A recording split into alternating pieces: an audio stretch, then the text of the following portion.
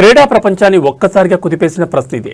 భారత క్రికెట్కు దాదాపు 2 దశాబ్దాలుగా సేవలందించిన హిట్ మ్యాన్ రోహిత్ శర్మ లార్డ్స్లో జరిగే వన్డేతో తన అంతర్జాతీయ వన్డే కెరీర్కు ముగింపు పలకబోతున్నారా? జాతీయ మీడియాలో వరుసగా వెలువడిన కథనాలు, సోషల్ మీడియాలో వైరల్ అవుతున్న ప్రచారం అభిమానుల్లో ఆందోళన పెంచుతున్నాయి. ఇదిలా ఉండగా ఇంగ్లాండ్తో జరిగిన తొలి 2 వన్డేల్లో రోహిత్ ఆశించిన స్థాయిలో రాణించకపోవడం ఈ ప్రచారానికి మరింత బలం చేకూర్చింది.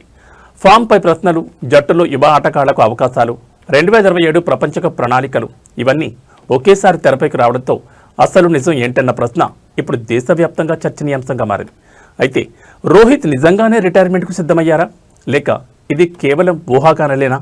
ఈ ప్రచారంపై బీసీసీఐ ఎందుకు స్పందించాల్సి వచ్చింది? జాతీయ మీడియాలో వచ్చిన కథనాల వెనుక వాస్తవాలేమిటి? హిట్ మ్యాన్ భవిష్యత్పై నిజంగా ఏం జరుగుతోంది? వాస్తవాల ఆధారంగా ఈ మొత్తం వ్యవహారాన్ని విశ్లేషించేందుకు ప్రముఖ క్రికెట్ విశ్లేషకుడు ద్వారకానాథ్తో మా ప్రతినిధి Shivaprasad face to face. Hi, hello, నమస్తే, వెల్కమ్ టు రచ్చ మీడియా. నేను మీ శివప్రసాద్.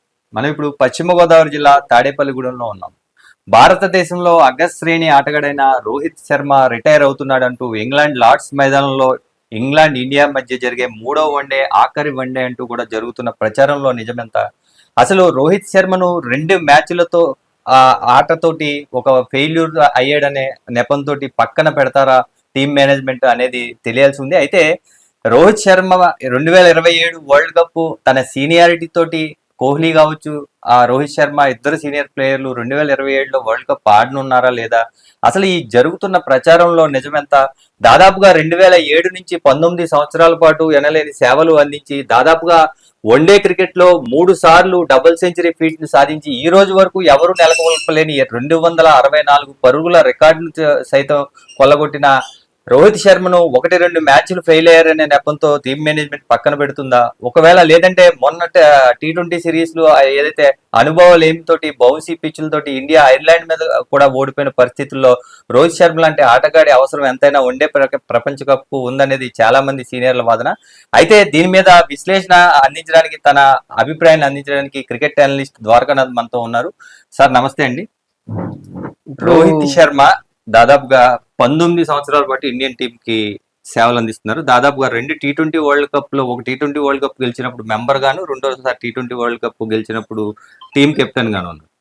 అయితే దీనికి సంబంధించి అసలు రోహిత్ శర్మను ఇంగ్లాండ్ పర్యటనలో దాదాపుగా ఈ 3వ వన్డే లార్డ్స్ లో జరిగే వన్డే లాస్ట్ వన్డే అన్నట్టుగా ఇండియన్ ఎక్స్ప్రెస్ కావచ్చు, జాతీయ మీడియా కథనాలు ఎంతవరకు కరెక్ట్ అంటారు? ఇక్కడ ఒక విషయం సార్, మన గోదావరి జిల్లాలో సామెత ఉంది, ఈ ఇంట్లో పెద్ద తలకాయ లేకపోతే ఎత్తు తలకాయనే పెట్టుకోవాలని ఒక సామెత.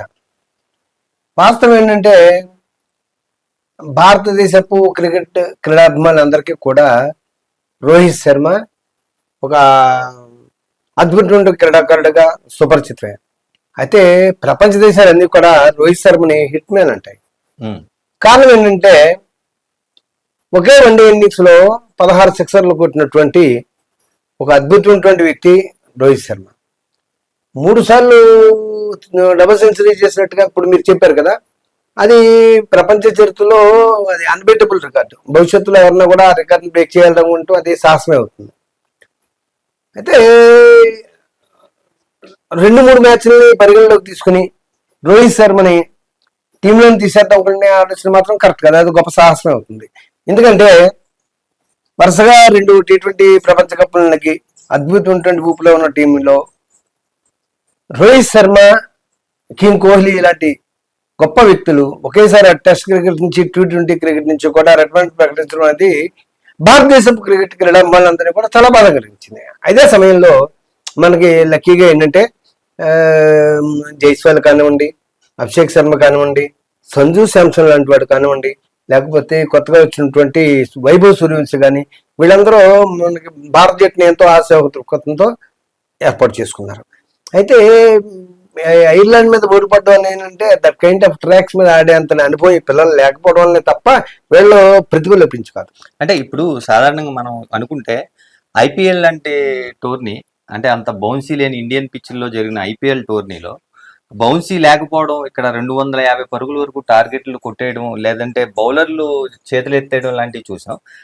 అది అలవాటు పడిన బ్యాట్స్మెన్లు వెంటనే బౌన్సీ పిచ్చులకు వెళ్ళడంతో ఐర్లాండ్ మీద కూడా ఓడిపోయారు అనే దానికి కరెక్టేనంటారా? మీరు అడిగిన ప్రశ్న చాలా కరెక్ట్ అండి. ఎందుకంటే ఇదే ప్రమాదాన్ని, ఇదే పరిస్థితుల్ని సునీల్ మనోహర్ గవాస్కర్, జిఆర్ విశ్వనాథ్, సచిన్ టెండూల్కర్, రాహుల్ ద్రావిడ్ లాంటి మహోన్నతమైనటువంటి క్రీడాకారులు కూడా బౌన్సీ ట్రాక్ మీద ఇబ్బందులు పడ్డ సందర్భాలు ఉన్నాయి. వీళ్ళు చిన్నపిల్లలు, వీళ్ళ ప్రతిభని ఇప్పుడు కూడా తక్కువ చేయగలరు. బౌండరీ లైన్ ఎక్కడుంది, దాని మీద అంటే అవుట్ సైడ్ ది బౌండరీ ఎలా కొట్టాలి, ఇన్సైడ్ ది బౌండరీ ఎలా కొట్టాలి, అంటే డ్రైవ్స్ ఎలా కొట్టాలి, లాఫ్టర్ డ్రైవ్స్ ఎలా కొట్టాలి, దాని మీద వీళ్ళకి పూర్తి అవగాహన ఉంటుంది. అయితే ఇక్కడ ఏంటంటే మీరు చెప్పినట్టుగా సూర్యవంశీ కానివ్వండి, మరో అభిషేక్ శర్మ కానివ్వండి, మరొకరు కానివ్వండి, బయట ట్రాక్స్ మీదకి వెళ్ళేటప్పటికి అలా ఆడలేకపోవడానికి కారణం కేవలం బౌన్సీయే, అంతే తప్ప ఇంకేం కాదు. ఎందుకంటే అదే బౌలర్స్ ని, అదే జాఫ్రా ఆర్చర్ ని తుక్కలు కొట్టారు వీళ్ళు. ఏమండి అంటే జాఫ్రా ఆర్చర్ వాళ్ళ టీం, రాజస్థాన్ టీం అనుకోండి, ఈ అభిషేక్ శర్మతో కొట్టారు. అయితే ప్యాట్ కమిన్స్ లాంటి అద్భుతమైనటువంటి బౌలర్స్ ని, ప్రపంచ వ్యాప్తంగా ఉన్నటువంటి ప్రతి అద్భుతమైనటువంటి క్రీడాకారుని కూడా మన వాళ్ళు ఎక్సలెంట్ గా ఎదుర్కొన్నారు. అంటే ఇక్కడ ఎక్కువ బౌన్సర్లకి ఎక్కువ అవుట్ అవుతున్నారు. మీకు ఇక్కడ ఒకటి ఉందండి, మీరు మన 2 మ్యాచ్లు గమనించారు.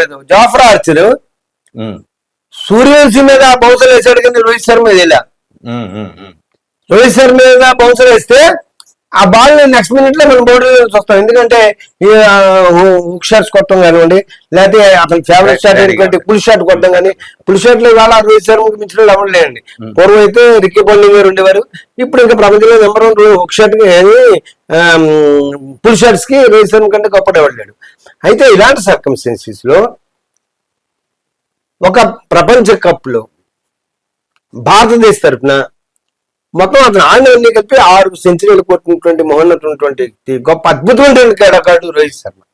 అవును, అంటే ఫైనల్ గా రోహిత్ శర్మ మీద వచ్చిన ఏదైతే రోమరా, లేదంటే రోమర్ అండి, రోమర్ నో డౌట్. ఎందుకంటే వరల్డ్ కప్ లో అత్యధిక సెంచరీలు కొట్టి, వన్డే క్రికెట్ లో 3 సెంచరీలు కొట్టి అద్భుతమైనటువంటి బ్యాట్స్మెన్ ని టీంలో తీసేంత సాహసం సెలక్షన్ కమిటీ చేస్తుందని నేను అనుకోవట్లా. ఇది కేవలం పుకారని నేను అనుకున్నాను. అంటే గంభీర్ ఏదైతే టీమ్ వచ్చిన తర్వాత, ఏదైతే కోచ్ గా వచ్చిన తర్వాత ఇలాంటి చాలా జరిగినాయి, ఇది కూడా అలాగే జరుగుతుంది. అలా కాదు సార్. ఇప్పుడు గవాస్కర్ గారు వెళ్ళిపోయారు, విశ్వనాథ్ గారు వెళ్ళిపోయారు అనుకుంటుంటే వెనకాలే అద్భుతమైనటువంటి క్రీడాకారులు మనకు లభించారు. సచిన్ టెండూల్కర్, ద్రావిడ్, గంగూలీ, లక్ష్మణ్ అంటాడు.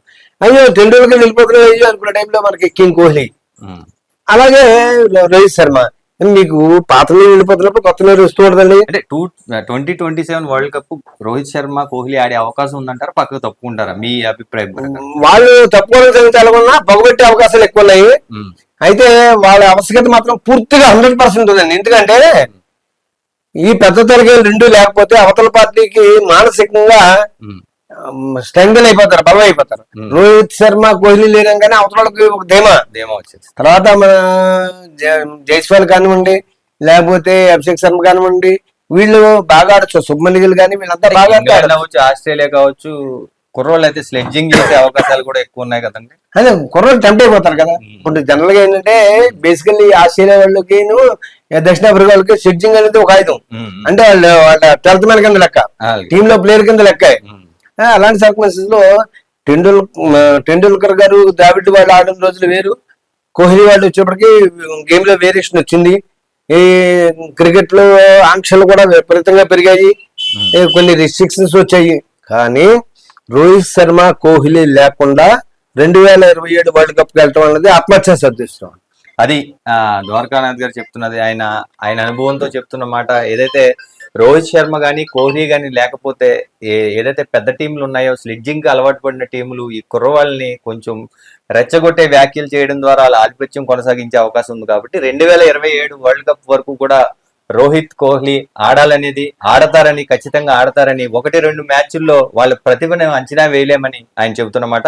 మనం కూడా 2027 వరల్డ్ కప్ రోహిత్, కోహ్లీ ఆడి విజయం సాధించాలని కోరుకుందాం. చూస్తూనే ఉండండి మీ అభిమాన ఛానల్ రచ్చ మీడియా.